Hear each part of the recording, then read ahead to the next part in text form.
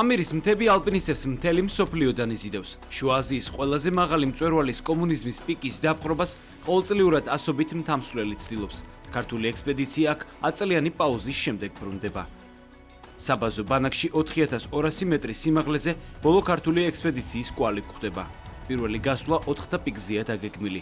6400 მეტრის სიმაღლის ეს მწვერვალი საუკეთესოა, რომ აკლიმატიზაცია გაიარო და 7000-იანების დასალაშქროდ მოემზადო. შემგონი შედიხარ კულვარისკენ კი შედიხარ. შეიძლება კი. ხო, მე იმ კულვართიული ბოლომდე. ბოლოს რა კი როჩავს, ბოლო.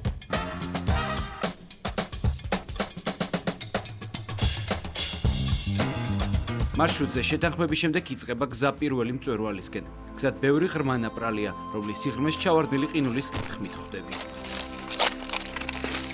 4 პიკის დაძლევა 3 დღეს მოითხოვს. სიმაღლის მატებასთან ერთად ჰაერში ჟანგბადის შემცველობა იკლებს, რაც სუნთქვა სართულებს.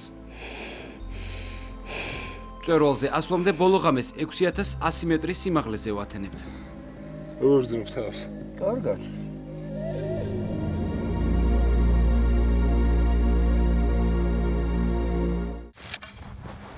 მომდევნო დღეს ამინდი ფუჭდება და ბოლო მონაკვეთის გავლა განსაკუთრებით რთულდება.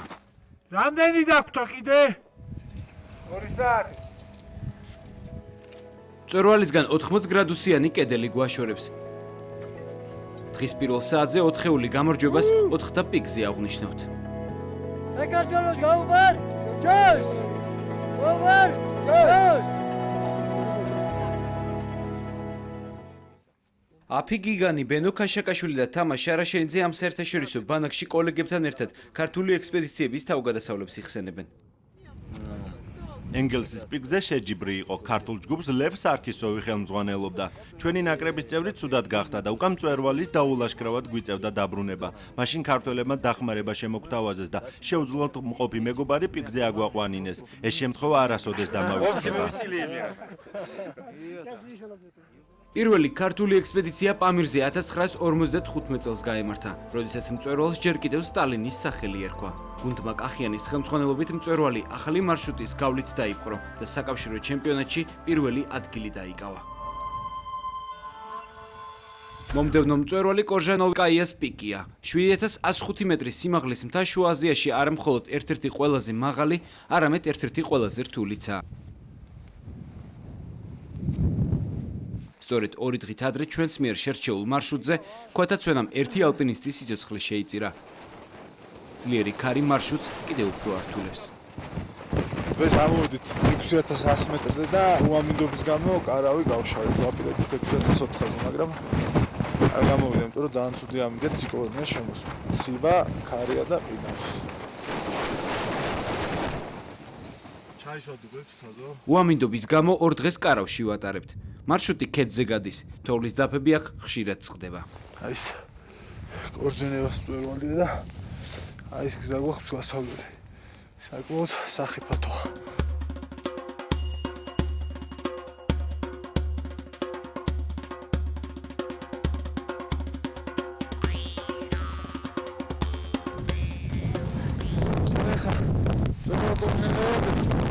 შუა აზიის მწვერვალებში ერთ-ერთი უმაღლესი არის.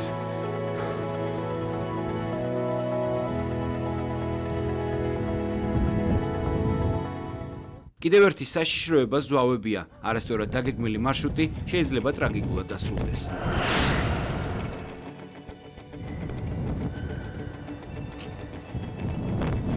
არის საშიში ადგილები არის. ჩავს ესეთ წყაროს ჩვენ გავიარეთ ზევით. უკვე ჩვენამდე სხვა იყვნენ უკვე და ის დაფარული ყუმეთ კვალი, იმიტომ რომ ზვავით ჩამოვიდა. ჩვენ გავიარეთ, წავედით ქვე და უკვე ვეღარ ვიცანით გზა, იმიტომ რომ ისევ დაფარული იყო იგი. ნუ სულ მოდის რა ხოლმე ზვავები და რაღაცა წამში გააცროს კაცმა, წამში გააცროს და მასკას კაცმა.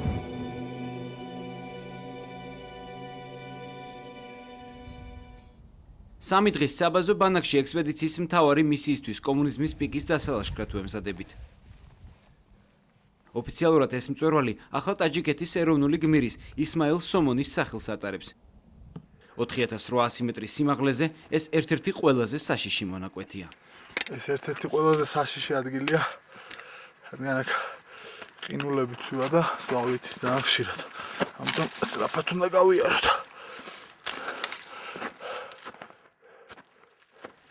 ექსპედიციის ყველაზე მაღალი სათევი 6900 მეტრზე ეწყობა. 30 გრადუსიანი ყინვა კარვის შიგნითაც აღწევს. ახლა ვართ 6900 მეტრზე. ეს არის ძველი დუშანბე. რას ვაპირებთ? ვაპირებთ ყველა დასწროს წვერვალს. თუ ამინდი იქნება. თუ ამინდი იქნება. მარშრუტის ბოლო მონაკვეთი ქედზე გადის. ყველაზე მეტ ძალისხმევას სწორედ ეს უკანასკნელი მეტრების დაძლევა მოითხოვს. ეს არის კომუნიზმი.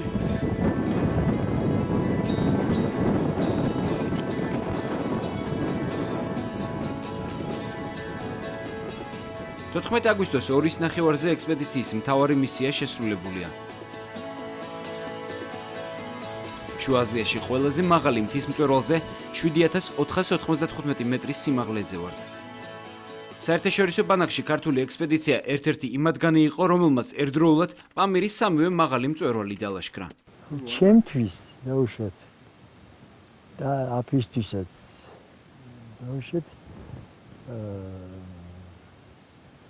აი დიდი გამარჯვება იყო ჩემ ასაკში ეს ცოტა ძნელიც კი არის რა ეს დიდი წარმატება არის.